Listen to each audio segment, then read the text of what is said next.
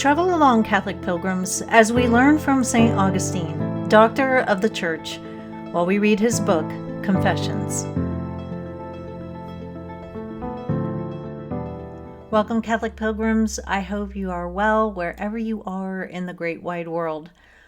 Today, I would caution about having younger ears around.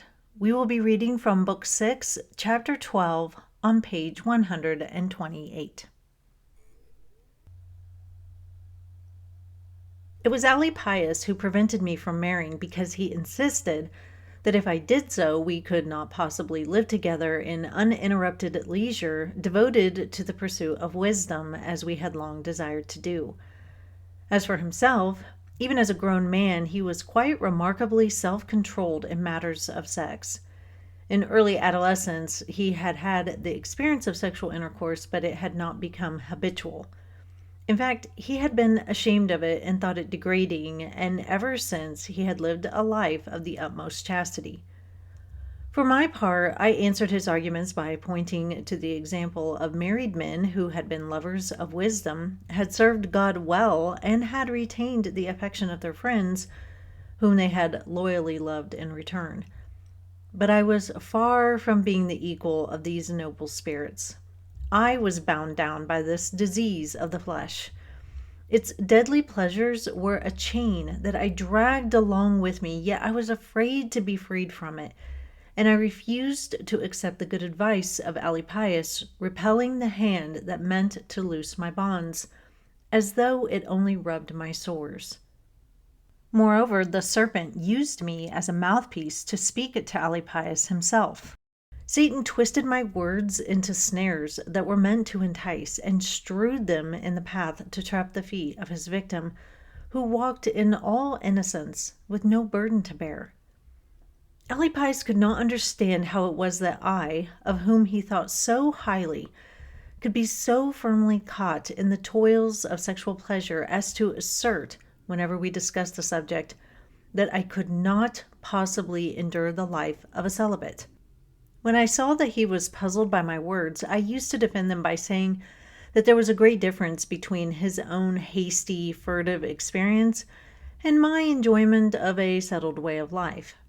In his case, since he could scarcely remember the occasion, he might easily disparage it, but in mine, it required only the respectable name of marriage, and he need no longer wonder why I found it impossible to turn my back upon it. As a result of what I said, he began to wish to be married himself, not because he had yielded to lust for pleasure of this kind, but simply out of curiosity. He explained that he was eager to find out what it was without which my life, which he thought so pleasant, would seem to me no life but a misery. His mind was free from the fetters by which mine was enchained. He was amazed at my state of bondage, and amazement led to the desire to test it for himself. If he made the experiment, he was likely to fall into the very state which was the object of his amazement, for he was willing to make terms with death, and danger loved is death won. Neither of us was greatly influenced by the thought of such honor as we should earn by fulfilling the duties of maintaining a well-ordered marriage and raising a family.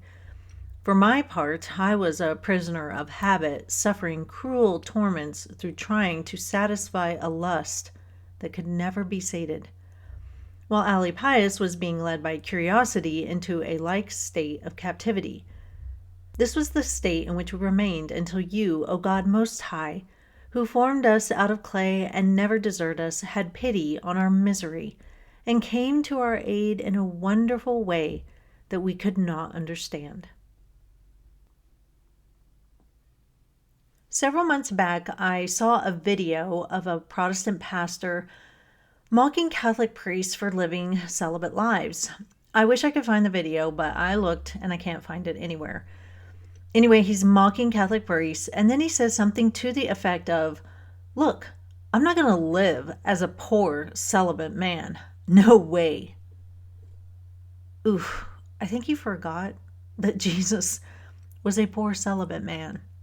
And the way he was mocking poor celibate men was, in effect, mocking Jesus, because priests who live a celibate life are trying to imitate Christ. Now, not all men are called to live a celibate life, and that's perfectly okay. In fact, it's good that not all men do, or we would be sorely lacking in new souls. But we do need people who are called to the celibate life. And also, it's important to remember that there are some priests that are married. We have to remember, it's a discipline, not a dogma. Ali Pius thinks that a celibate life is possible, and Augustine doesn't. He's too bound up by his lust to see that God can give you the graces to live that kind of life if he calls you to it. St. Augustine says, quote, "Its deadly pleasures were a chain that I dragged along with me, yet I was afraid to be freed from it. And I refused to accept the good advice of Ali Pius, repelling the hand that meant to loose my bonds, as though it only rubbed my sores." Unquote. Lust is one of the 7 deadly sins, and the reason that it is because it is the objectification of another to use them for one's own sexual pleasure. The other person is a means to an end that can never truly satisfy. St. Augustine is so attached to lust that he doesn't trust that God could provide anything better or that a celibate life could ever satisfy him. He is still clinging to that pleasure. We must all look to see what are those things in our lives that we cling to desperately, hoping that they will ultimately fulfill. It's not that we can't like those things or love them as long as they are not inherently bad, but it's that we must recognize their limitations. Nothing can satisfy like God. We will pause here for today, Catholic Pilgrims. We will hear more about marriage tomorrow, but until then, live the faith boldly and travel well.